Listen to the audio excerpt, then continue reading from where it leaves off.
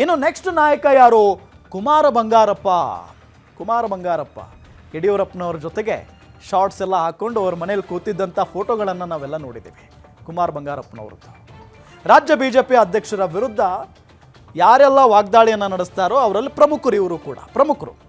Yatnal team ಜೊತೆಗೆ ಗುರುತಿಸಿಕೊಂಡಿದ್ದ ಶಾಸಕ, ಗುರುತಿಸ್ಕೊಳ್ತಾನೇ ಇದ್ದಾರೆ.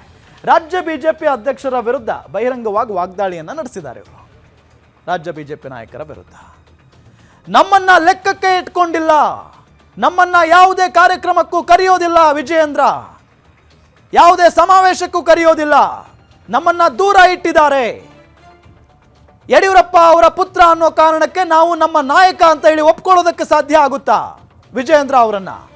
ಯಡಿಯೂರಪ್ಪ ಅವರ ಮಗ ಅನ್ನೋ ಕಾರಣಕ್ಕೆ, ಅವರ ವರ್ಚಸ್ಸಿದೆ ಅನ್ನೋ ಕಾರಣಕ್ಕೆ ಇವರಿಗೆ ಅಧ್ಯಕ್ಷಗಿರಿ ಕೊಟ್ಟಿದ್ದಾರೆ, ನಾವು ಅದನ್ನು ಒಪ್ಕೊಳ್ಳೋದಕ್ಕೆ ಸಾಧ್ಯ ಅನ್ನೋ ನಿಟ್ಟಿನಲ್ಲಿ ಬಹಿರಂಗ ವೇದಿಕೆಯಲ್ಲಿ ಹೇಳಿಕೆಯನ್ನು ಕೊಟ್ಟಿದ್ದಾರೆ ಕುಮಾರ ಬಂಗಾರಪ್ಪ.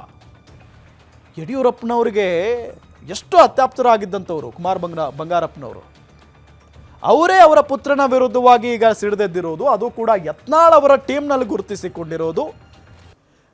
ಯತ್ನಾಳ್ ಅವರನ್ನ ಉಚ್ಚಾಟನೆ ಮಾಡಿದೆ BJP. ಅವರನ್ನ ಉಚ್ಚಾಟನೆ ಮಾಡಿದ ನಂತರ ಇವರೆಲ್ಲ ಸೈಲೆಂಟ್ ಆಗ್ತಾರೆ ಅಂತ ಅನ್ಕೊಂಡಿದ್ರು BJP ಹೈಕಮಾಂಡ್ ನಾಯಕರು. ನೋ, ಇನ್ನೂ ಕೂಡ ಸಭೆಗಳ ಮೇಲೆ ಸಭೆಗಳನ್ನು ನಡೆಸ್ತಾರೆ. ಅದು ಇವ್ರ ಮನೇಲೆ ಅತಿ ಹೆಚ್ಚಾಗಿ ಸಭೆಗಳು ನಡೆಯೋದು. ಯಾರ ಮನೆಯಲ್ಲಿ? ಇವ್ರ ಮನೇಲೆ, ಕುಮಾರ ಬಂಗಾರಪ್ಪನವ್ರ ಮನೇಲೆ. ಇದರಿಂದ BJPಗೆ ದೊಡ್ಡ ಮಟ್ಟದ ಒಂದು ಅವಮಾನ ಆಗ್ತಾ ಇದೆ, ಮುಜುಗರ ಉಂಟಾಗ್ತಾ ಇದೆ.